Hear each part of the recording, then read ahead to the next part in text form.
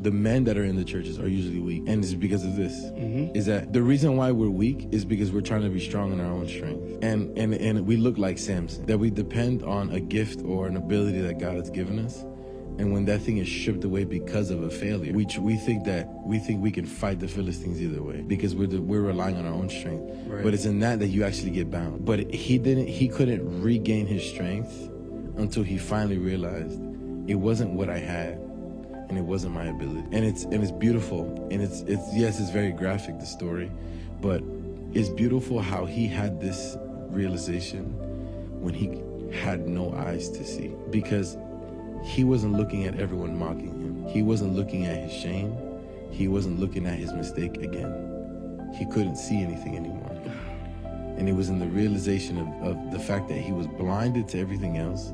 And the last thing he said was, Lord, please,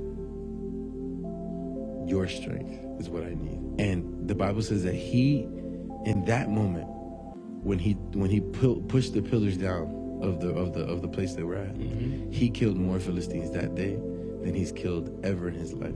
Wow. With the strength and all the ability he had. Yeah. So it's like, it was in his weakest moment that God showed his real power. But it was in him, it was in a moment where his eyes were closed.